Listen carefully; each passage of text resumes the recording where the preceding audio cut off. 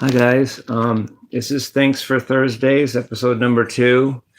I know a lot of the things that I do weekly. Sometimes I'm like not consistent with anymore because so many new things are happening in my music. I missed 2 for Halen Saturdays last Saturday and never made that up. And um, I missed Button Up Monday last Monday because my acoustic guitar broke a string and I'm not friends with the moderator anymore. So I don't know how to change the strings, and I don't know how to change, and I don't,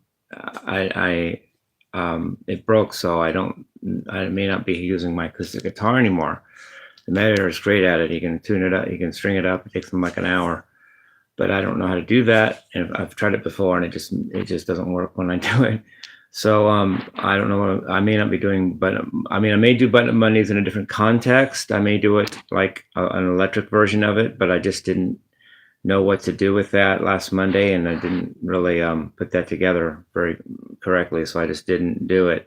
But I do like to do the things I don't always do blues for Tuesdays anymore because I don't really consider myself a blues man. I mean, I love the blues and it's part of what I do, but I don't want to get stuck in a blues genre. And I don't I what else do I don't do? Um, I started to do 2 3 chord Sundays, but I really don't like to limit myself like that. Why only play 3 chords? It works for a while and for some things, but I don't want to get like stuck in that pattern either. But I do like to do the Friday Jack, the Friday Jimmie against Christ, but then the matter suggested that I balance that out with Thanks for Thursdays, and so here I am. So it's my second episode of Thanks for Thursdays. Um, so things I'm thankful for. First of all, I'm thankful for music itself. Rock and roll has been some rock and roll is about rock and roll. Um, Jim Morrison, I'm about to do this song. I guess I'm giving it away, but it came up, so here I am. I'm about to do "When the Music's Over" by The Doors. I'm studying to do that song soon, maybe even today or whatever. It's on my plate, so to speak. And and then Jimi Hendrix did a song called "Manic Depression" about a guy that wishes he could like make love to music, or have a physical sexual relationship with music. Those music's a very music's almost a person to me. When the music's over, turn out the light. Music I wish I could caress. These are lines by Hendrix and Morrison. um, People are afraid. Sometimes people talk about dying alone or fear of dying alone. um, I don't think that I'm going to conceptually die alone no matter what happens, because I'll always have music until I die. I won't truly be alone as long as there's music. I don't know what dying alone really means, since no one dies with you when you die. When you die, rarely does someone die with you. Rarely do 2 people die together. So literally everybody, almost everybody, unless you're in a war or something, almost everybody dies alone. Not the people that are with you aren't dying, so they're not dying with you. They're just with you while you're dying. You're still dying alone. Everyone faces death on their own. People with them is immaterial. People standing around them and maybe even praying for them and speaking Jesus shit on them is even worse than being alone in my book. But teach his own, of course. I kind of want some peace when I die. As far as, I don't want prayers over me. I don't want pastors and preachers exercising things. And but at the same time, I know I'll have music in one way or the other when I'm dying. Not physical music being played, but music in my head. A relationship with music, a knowledge of music, a memory of music will still be with me. I won't really be dying alone. And that's something people can't take from me. And I don't need people for. I need people. I needed the people to make the music, but that's been done. Now, hopefully, I can do that for others. Hopefully, I'm helping people with my music, so that it helps them in some way I may not understand or whatever. It may not even be right now. It may not be where I am. It may be in the future or some other place. But I really consider my channel, whether haters like to think it or not, as a service. It's like I'm giving my energy out and my thoughts and my music and my expressions to help people that I don't even know or won't maybe never know, and people in the future maybe, you know. But I'm thankful for music existing, that we can even do that, that's even a thing. You know, paradoxically, music's often associated with drugs, especially rock and roll music. But what the irony of that in my case is that music helped keep me off of drugs. Because of the existence of music, and you know, not just that, but that was a big reason I didn't need to do drugs. I didn't need drugs to enhance my chemical experience when I actually had music in this life. Music was enough. And, you know, my health and things about myself and you know, things of the health, things that people, you know, things that go along with health and all that. But the fact that music existed when there maybe it didn't even have to for some reason. Maybe we're lucky, in other words, that music does exist. I didn't need drugs. The music itself was what I could focus on that. I didn't need something to make me higher or whatever. And the people that I know of, I should say know of better than know, because I didn't know that many people growing up really, but know of growing up that did drugs aren't here, or they're really messed up, or both. Well, if they're not here, then I guess you can't. I wouldn't know if they're messed up if they're not here. But drugs really screw people up, especially when they've done it habitually, even years ago. You're either dead or you're messed up. And I don't have that because I didn't do drugs. And a lot of that's because of music itself. I didn't need the drugs. I didn't need drugs to help me do anything that I couldn't do naturally, because largely in part because music exists. So I'm thankful that music exists.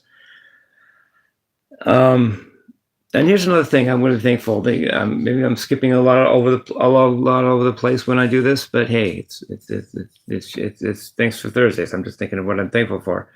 I want to say something. I don't know if it's been said much or if at all. Well, whatever. I want to thank DNA, the things that make us up, our DNA, for its complexity and the amount of diversity that's possible within the human species. You guys know what I mean? Like I was talking about big numbers the other day. Like a Google is 10 with 100 zeros. That's a big number. And 52 factorial is like 10 with 67 zeros. That's the number of possible shuffles of a deck of cards, of 52 cards. But there's a number bigger than that dwarfs both those numbers, just out of the water, out of, you know, off the planet, is the number of, I read this somewhere, I've studied this a little bit, the number of possible people that are possible with our DNA. How many different people are possible with DNA, the existence of it? In other words, how rare are you? How rare are you, considering how many of you there could be? In other words, another way of looking at it, how many people would have to be born until someone's born identical to someone else? When does the DNA tap out and can't replicate anything different? How many possible potential people are there with our DNA? You know what the number is? I don't know the exact, because I didn't really, it was a while back. It's 10 with about 5,000 zeros. Do you guys know? You guys realize that how big of it? I can't comprehend that. That's 1 0 0 0 0, but 5,000 zeros. It's a little more. It's like 5,200 or something, but it's something like 5,000 plus. So that's how many possible humans there are with our DNA, as complex as it is. You would have to make 1 followed by 5,000 zeros of people before the next person would have to equal by default someone that had already been made. That's how unique you are. I am. We all are. We could have been any one of those other 1 followed by 5,000 zeros possibilities, and here we are, just our unique self. It's astronomical. I mean, it's more than astronomical. There's no number like that, and there's not even a number like that in the cosmos. It's super astronomical. That's a new word. I don't know. It's more than can be physically demonstrated by our universe. It would dwarf the number of atoms. It would dwarf. I believe. I don't know for sure, but I have a feeling it would dwarf the number of atoms that exist in the universe by a lot. The number of potential people that we could be with our DNA structure, and yet you're just one of those possibilities. It's like putting in I don't know. It's just that it's crazy good that we're made with such a complex structure that has so much capacity for variety and variation as DNA. So I'm grateful for that, because there'll be another you after 1 followed by 5,000 zeros people have been born, and there's no other choice anymore, and the universe has to spit out someone just like you. That's not going to happen. It wouldn't happen in probably a billion times. It wouldn't happen ever in the existence of any universe, probably, because there just isn't enough time for that many people to be born. It just could not happen. There will never be. You can rest assured there'll never be another you, someone just like you, because of the complexity of DNA, and I'm thankful for that. Otherwise, hey you, hey you, hey you, hey you know. And by the way, I have a feeling that artificial intelligence can't. That's one advantage humans have versus AI that AI doesn't have. AI can never have any non-carbon-based life form, non-DNA life form, such as robots and whatever they're called, AI people and all that. There's zero uniqueness compared to humans. Yeah, they may be better in some ways, perfect. They may operate perfectly. They may not make mistakes unless they want to, but then they don't know when to make a mistake to be great like we can. But they'll never be that unique as we are. You'll never be able to say, this AI robot is unique to the factor of 1 and followed by 5,000 zeros. There'll never be another robot like this robot. Robots will never be able to say that. No computer structure with its finite little mechanisms and things that make it run and go, technically living or not, will ever be able to be as unique as we are. Sorry, just isn't going to happen. I mean, an AI Jimmie may be smarter than me, but it will be a carbon copy compared to me, no matter what they do. And the same with all of you. So, I mean, I'm grateful for that. And I like to at least do 3, because that's 2 things. I don't want to end there. Let me just think if I can think of something else to be grateful for. I want to be thankful. I want to be thankful. I'm either thankful or I'm not, Jimmie. I'm thankful for the human spirit, the resilience of it. If you don't agree with this, you can always click off the video, but we are more resilient in our spirits than we give ourselves credit for, I have a feeling, by several reasons, at least 2 I can think of. First of all, we give all the credit to Jesus as if he's going to do everything for us.